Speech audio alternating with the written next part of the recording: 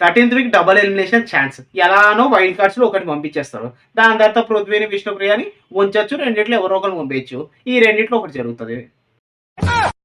మామ 13th week Wednesday voting. చాలా మార్పులున్నాయి.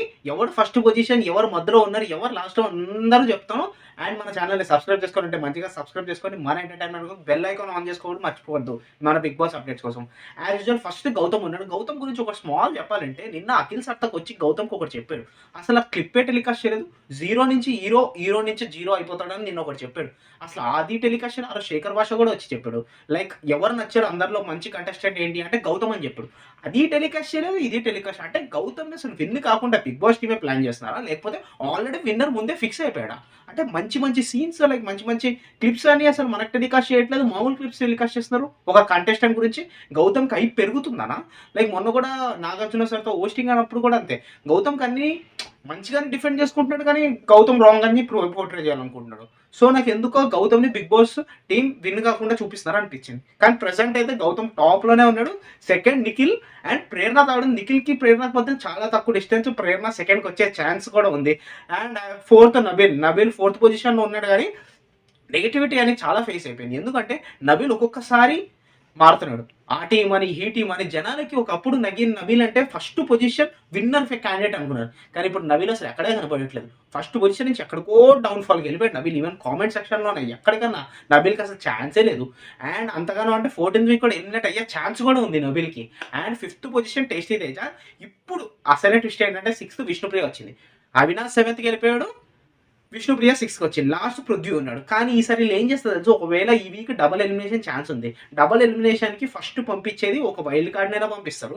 అవినాష్ పృథ్వీలో ఒకటి పంపించొచ్చు. ఎందుకంటే ఒకరిని డెఫినెట్లీ వైల్డ్ కార్డ్ పంపిస్తారు. ఇంకొకరిని పృథ్వీ అయినా విష్ణుప్రియని పంపించారు. లేకపోతే వాళ్ళు ముందే మాట్లాడుకున్న పృథ్వీని టాప్ 5 వరకైనా వచ్చేస్తారు. విష్ణుప్రియని వచ్చేస్తారు. గేమ్ ఆడకపోయినా వచ్చేస్తారు. విష్ణుప్రియ ఎప్పుడు వరకు సోలో గేమ్స్ ఆడింది ఎప్పుడైనా గెలిచినట్టుందా? మీరు ఒక ఫ్రాంక్‌గా చెప్పండి. ఎప్పుడు సోలో గేమ్స్ గెలిచింది అసలు విష్ణుప్రియ? నాకైతే ఎప్పుడు కనిపించలేదు సోలో గేమ్స్ గెలిచినట్టు. గ్రూప్ గేమ్ గెలవడం వేరు, సోలో గేమ్ గెలిచినట్టు వేరు. తను ఏం ఆడకుండా ఇప్పటి వరకు టాప్ 5కి వచ్చింది. ఈవెన్ ఎక్స్ కంటెస్టెంట్స్ కూడా వచ్చి చెప్పారు. చాలా మంది వచ్చి చెప్పారు విష్ణుప్రియ అసలు ఏం ఆడుతుందని. ఏం లేదు. అయినా సరే ఇప్పటి వరకు ఉంచారు. ఓట్స్ పడుతున్నాయి. ఇది కుదరదు. అలాంటి టాప్ కంటెస్టెంట్‌ని డిగ్రేడ్ చేసినప్పుడు లేదు. అసలు గ్రూప్ గేమ్స్ ఆడినప్పుడు లేదు. అసలు ఏమైతుందో జరగట్లేదు. అండ్ ఈరోజు వచ్చి మానస్ అండ్ ప్రియాంక జైన్ వచ్చారు. టాస్క్ కండక్ట్ చేస్తున్నారు. దాంట్లో పృథ్వీ, నబీల్ వీళ్ళు కూడా పార్టిసిపేట్ చేయబోతున్నారు. Ticket to finale. డెఫినెట్లీ ఇప్పటివరకు చెప్తున్నారు టికెట్ టు ఫినాలే వచ్చి గెలిచిన వాళ్ళు ఇప్పుడు వరకు ఎవరు విన్నర్ కాలేదు. అది గుర్తుపెట్టుకోండి. నేను చెప్తున్నా కదా. ఇప్పటివరకు ఎవరు టికెట్ టు ఫినాలే విన్నర్ అయింది లేదు. నేను చెప్తున్నా కదా. అండ్ దాని తర్వాత టికెట్ టు ఫినాలే వచ్చిన కొంతమంది మిడ్ కార్డ్స్ లైక్ తక్కువ మధ్యలో ఓటింగ్ ఉన్న వాళ్ళకి కొంచెం బెస్ట్ టికెట్ టు ఫినాలే అని నేను నమ్ముతున్నాను.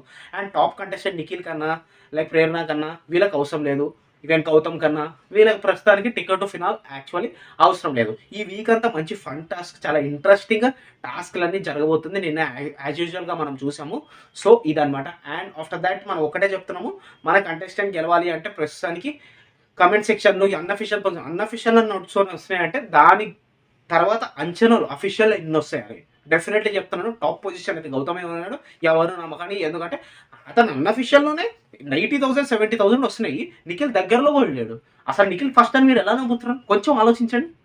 సో ఇది స్మార్ట్. మన ఛానల్‌ని సబ్స్క్రైబ్ చేసుకోవాలంటే సబ్స్క్రైబ్ చేయండి. బెల్ ఐకాన్ ఆన్ చేసుకోండి మన బిగ్ బాస్ అప్డేట్స్ కోసం. I love you all.